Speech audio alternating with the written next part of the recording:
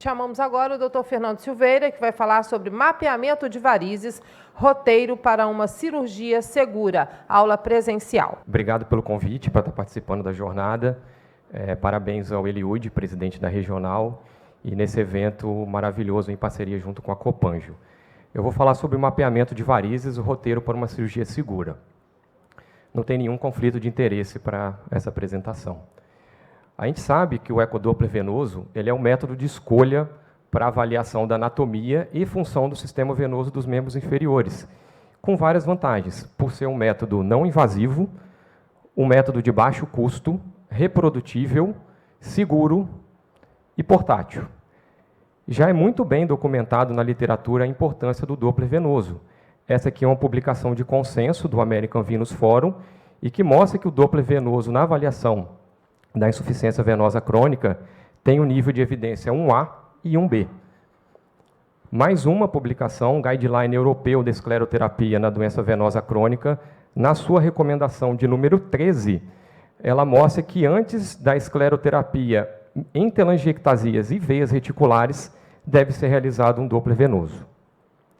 Essa mais recente, o consenso da ISVS, saiu agora em 2022, na sua recomendação de número 3, ele recomenda que no diagnóstico e tratamento, planejamento da doença venosa crônica, o Doppler venoso é a primeira modalidade de imagem que deve ser realizada. Porém, quais são os elementos fundamentais a serem analisados nesse exame? É importante a gente ter um checklist, uma rotina de realização do exame para a gente não deixar passar nenhum dado despercebido. E, basicamente, são dois elementos que a gente tem que avaliar: a presença de refluxo e a presença de obstrução. Seria fácil se fosse só isso, mas com o desenvolvimento dos métodos menos invasivos, os métodos mais modernos de tratamento de varizes, tem muito mais coisa que a gente precisa avaliar, e é sobre isso que a gente vai falar um pouquinho. Existem consensos que norteiam o que deve ser pesquisado no Doppler venoso. Esse documento é da UIP, da União Internacional de Flebologia, e ele consiste em duas partes. A primeira fala sobre os princípios básicos do Doppler, e a segunda, a avaliação da parte anatômica. E também tem um consenso de avaliação da doença venosa após o tratamento de varizes, também um documento da UIP. Quais são os objetivos do ecodoppler venoso? A gente precisa avaliar quais junções safênicas são incompetentes, a sua localização e o diâmetro, a extensão do refluxo nas veias safenas, tanto na coxa quanto em perna, com seus respectivos diâmetros, número, localização, diâmetro e função das veias perfurantes. Lembrando que o exame das veias perfurantes ele deve ser um exame direcionado. A gente não vai avaliar todas as veias perfurantes dos membros inferiores. Quais outras veias relevantes que demonstrem refluxo e as veias que são hipoplásicas, atróficas, ausentes ou que foram removidas ou tratadas em algum procedimento prévio. O estado do sistema venoso é fundamental a gente avaliar também a competência das válvulas e evidência de trombose venosa prévia. E o Doppler na flebologia moderna. Cada vez mais os tratamentos vão ficando menos invasivos. O Felipe Mamprim deu uma aula agora de fazer tratamento ambulatorial de varizes, e isso é um caminho que não tem mais volta. Com os métodos mais modernos, a termoablação, a radiofrequência, o laser, a escleroterapia guiada com espuma, e os métodos não térmicos, não tumescentes, que hoje a gente tem disponível o Clariven e o Flebogrif, em breve provavelmente a cola também, que já tem sido muito utilizado na Europa e nos Estados Unidos. Tem mais coisa ainda que a gente precisa avaliar, além do que já foi falado. O exame do Doppler venoso ele sempre deve ser feito com o paciente em posição ortostática para mapeamento de varizes. Os critérios diagnósticos aí a gente já está cansado de saber, tempo de duração de refluxo, então eu não vou entrar nisso, que não é o objetivo da aula, mas o exame deve ser feito com o paciente em posição ortostática. E eu queria chamar a atenção para um ponto importante, uma dica aí valiosa. O radiologista, não menosprezando os exames feitos pelos radiologistas, mas ele tem costume de fazer o exame com a luz da sala apagada. A gente não. A minha opinião, acho que a gente tem que fazer o exame com a luz da sala acesa, porque a gente precisa olhar a perna do paciente e fazer um exame, a gente já vai ter ideia do que a gente vai encontrar nesse exame.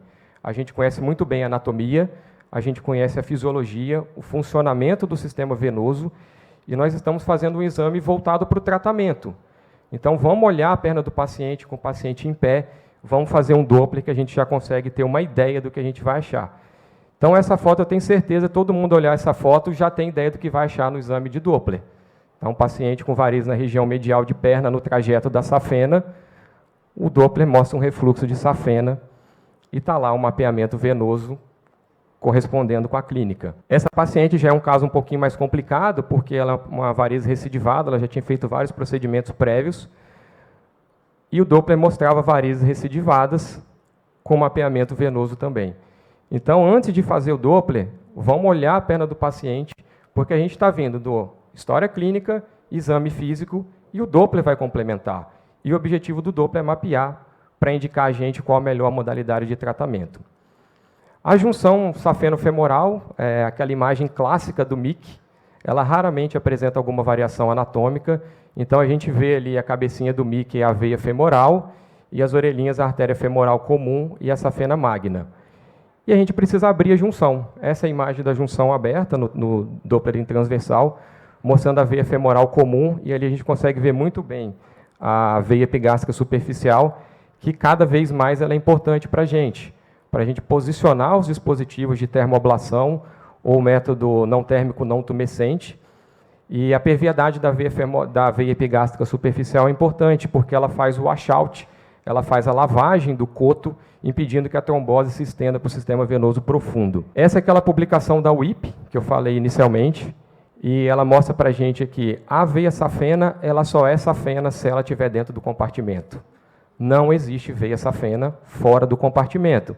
Então, aqui a gente está vendo aquela imagem clássica do safena-usai, do olho safeno. Se estiver fora do compartimento, não é veia safena. Uma dúvida que é muito comum é em relação à safena acessória anterior.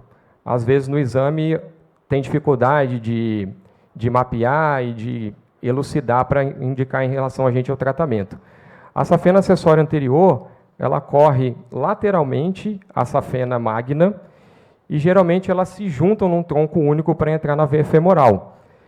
Então a gente consegue diferenciar ela através do trajeto, e quando estamos ensonando a veia safena acessória anterior, você consegue ver na profundidade os vasos profundos. Então é mais um fator que a gente pode usar para diferenciação.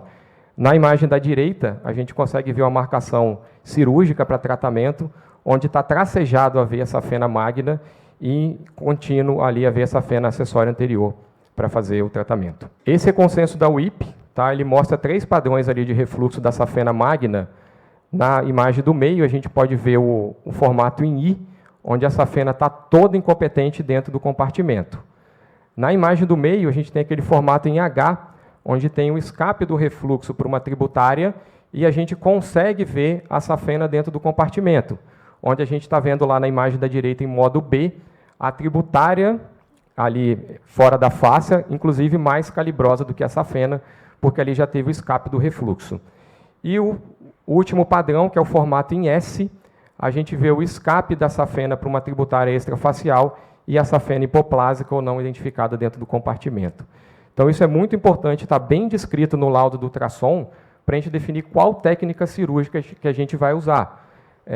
Tem pessoas que costumam fazer termoablação em veias superficiais ou veias fora do compartimento, mas muita gente não gosta e acaba tratando só a safena dentro do compartimento e tirando como tributária as veias extrafaciais. Em relação à safena parva, ela não é tão boazinha, vamos dizer assim, como a safena magna, porque a junção dela nem está sempre no mesmo lugar.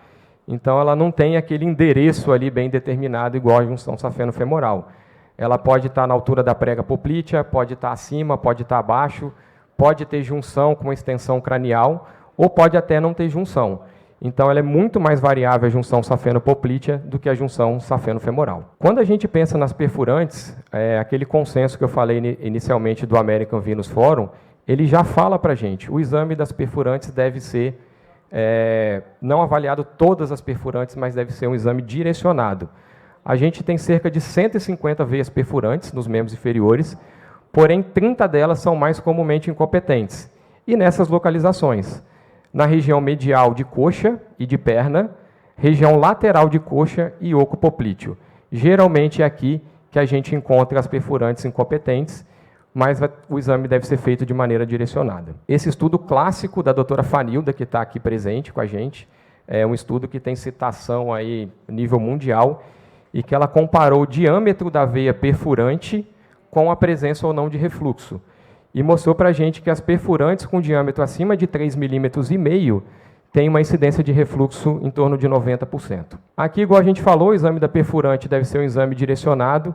Se você olha varizes na região lateral de coxa e perna, não é trajeto nem de safena magna, nem de safena parva. O que a gente vai imaginar encontrar no exame? Está aqui. Uma perfurante naquela região ali de lateral de coxa, a gente está mostrando um diâmetro ali de 0,7. Então, de acordo com o estudo da doutora Fanilda, ela tem o dobro do diâmetro para ter refluxo. E eu queria chamar a atenção uma coisa, a relação das safenas com os nervos. O nervo sempre está ali. Tá? O nervo ele tem o padrão anatômico e ele sempre está ali. Nem sempre a gente enxerga ele fazendo o exame, mas é importante a gente procurar, porque se a gente for fazer um método térmico e você queimar do lado do nervo, você vai fazer uma lesão neurológica. Então aqui, na primeira imagem aqui da esquerda, mostrando uma safena parva com o nervo sural ali colado nela. Então, se a gente for queimar ali, vai fazer uma lesão de nervo. O que a gente pode fazer? Primeiro, você vai entrar com sua agulha para fazer a tumescência, não do lado do nervo. Você vai entrar com ela do outro lado e você vai afastar a safena do nervo para você fazer a termoablação. E na imagem da direita, a gente vê a veia safena magna com a presença do nervo safeno ali coladinho também. E, geralmente, essa proximidade ocorre cerca de uns 10 centímetros próximo da tuberosidade da tíbia. Então, ali é um local muito comum de ter lesão neurológica. Muitas pessoas, inclusive, não fazem termoablação abaixo do joelho.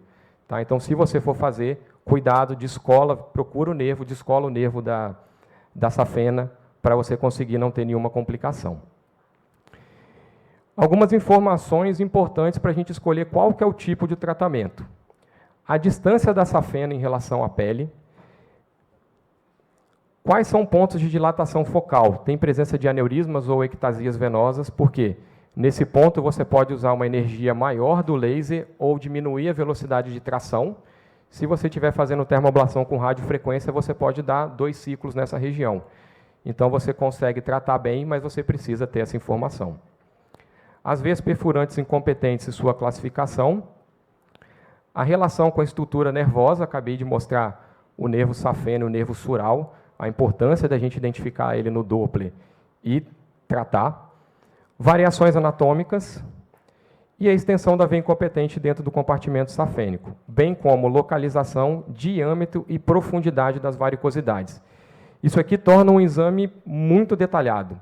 Então, se a gente for pegar todas as varicosidades e você for medir e colocar a profundidade da pele, é um exame que vai 1 hora aí de duração. Então, assim, a importância da gente estar fazendo um exame focado para tratar. Eu geralmente tenho como rotina, no exame que eu faço do meu paciente, se eu estou pensando em as safenas são competentes, se eu estou pensando em fazer laser transdérmico, eu só meço a maior veia. Porque se eu medir a maior veia e aquela encaixa bem no tratamento de laser transdérmico, todas são menores daquele diâmetro, eu sei que dá para ser tratado, e você vai estar visualizando e usando a realidade aumentada na hora de fazer o tratamento. Aqui só para mostrar algumas imagens em modo B de ultrassom, ali uma tributária varicosa, que muitas vezes você olha aquilo ali, você não vê safena dentro do compartimento e você coloca no laudo que aquilo ali é uma veia safena, não é safena. Tá? Uma dilatação aneurismática, então eu falei da importância da gente ajustar a energia do laser. Mais uma vez o nervo sural. E por último ali, uma duplicação de safena parva direita. Às vezes a gente vê que uma é incompetente, a outra não é. Então a gente precisa desse dado para tratar, passar a fibra na safena certa. Varizes recidivadas. Então você vê aqui no compartimento da safena parva direita várias varizes.